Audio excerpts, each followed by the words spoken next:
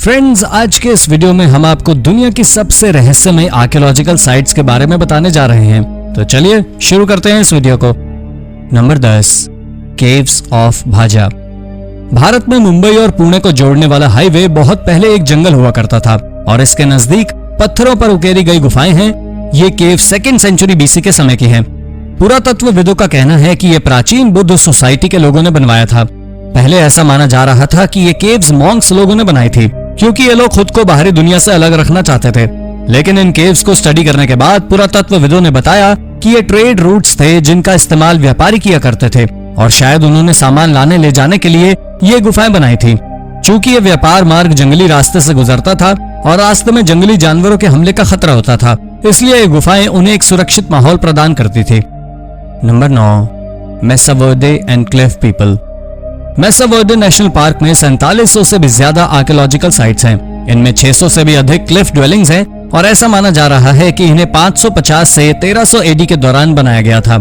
ऐसा कहा जाता है कि इन लोगों ने अमेरिका में लगभग 700 सालों तक जीवन यापन किया और फिर 1200 में अचानक गायब हो गए।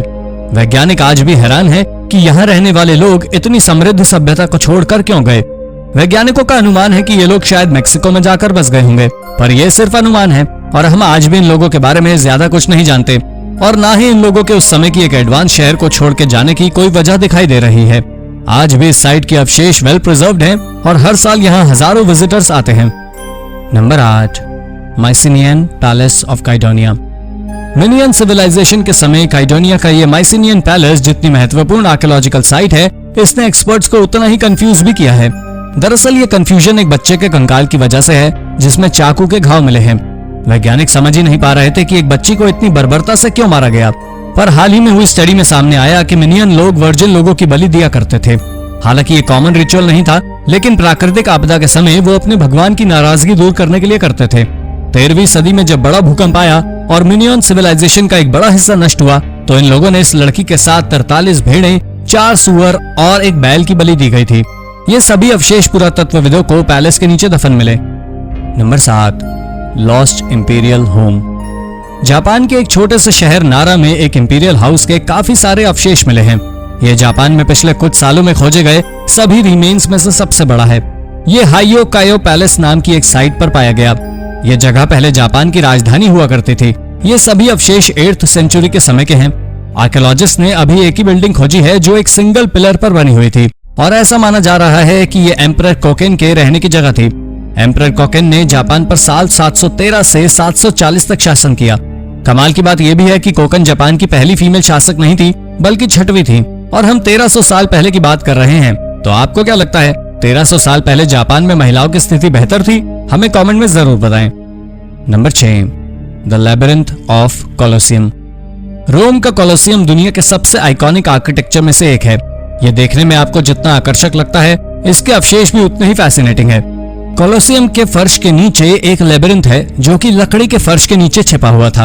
80 एडी के दौरान ये लेबिरिंथ में कई तरह की एक्शन फाइट्स होती थी, लेकिन ये कोई नहीं जानता था कि ये किस तरह की फाइट्स होती थी। हाल ही में एक जर्मन आर्कियोलॉजिस्ट ने लेबिरिंथ पर 14 साल की रिसर्च के बाद बताया ये जगह जानवरों के एक्शंस के लिए यूज की जाती थी। यहाँ पर स्लेव्स को जानवरों से लड़ने पर मजबूर किया जाता था। लेकिन रोमन साम्राज्य के अंत तक कोलोसियम का अस्तित्व पूरी तरह खत्म हो गया। यहाँ तक कि लोगों को लगता था कि ये कोई पुराना मंदिर है और 16वीं सदी में एक पोप ने इसे वूल फैक्ट्री में कन्वर्ट कर दिया। नंबर 5, मोरे घाट डॉल्मेन साइट। जॉर्डन की यह साइट एक्सपर्ट्स के लिए एक बड़ी मिस्ट्री है। यहाँ करीब 100 से अधिक मोनोलिथ स्टोन्स पाए गए हैं। कुछ लोग इस जगह को जॉर्डेनियन स्टोनहेंज भी कहते हैं। एक्सपर्ट्स आज भी ये पता लगाने की कोशिश कर रहे हैं कि ये साइट क्यों इस्तेमाल की जाती थी। इस जगह से प्राचीन कल्टिक बिल्डिंग्स, स्टोन मेगालिथिक जिन्हें डॉल्मेन कहा जाता है, वो मिले हैं। यहाँ से प्राचीन सभ्यता के ट्रेसेस भी मिले हैं। अजीब बात यह है कि पहले के समय में रिचुअल और ब्लैक मैजिक से जुड़ी जगहें रिहायशी इलाकों से बहुत दूर होती थी।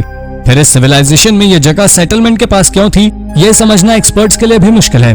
ये साइट ब्रॉन्ज एज के शुरुआती समय की थी, यानी लगभग 5000 साल पहले की। लेकिन इस साइट को समझ पाना आज भी एक्सपर्ट्स के लिए संभव नहीं है। Number 4, ancient knife. कॉलोनियल मैकनो अमेरिका की सबसे इंटरेस्टिंग आर्कियोलॉजिकल साइट्स में से एक है और हाल ही में हुई एक खोज ने इसे और भी रोचक बना दिया है। जी हाँ, स्क्रीन पर दिख रहा है ये ऑब्जेक्ट भले ही आपको किसी चिकन नगेट्स जैसा लगे, पर यह सालों पुराना एक नाइफ है।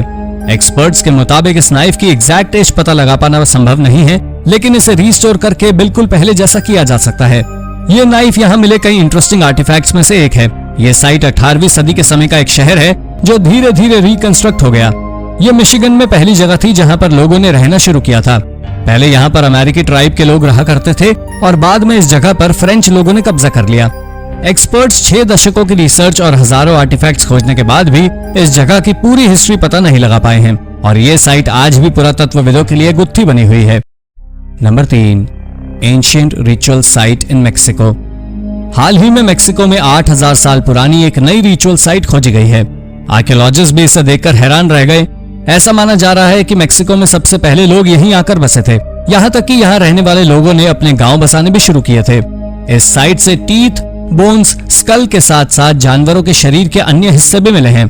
इस जगह पाए जाने वाले जीव मैमथ, लामस, जायंट बाइसन आदि थे। एक्सपर्ट्स का कहना है कि मेक्सिको की फर्स्ट कम्युनिटी इन जानवरों का इस्तेमाल किसी तरह की रिचुअल एक्टिविटी में किया करते थे, लेकिन ये साइट इतनी पुरानी है कि हड्डियों और कुछ पत्थरों के अलावा यहाँ कुछ और नहीं मिला।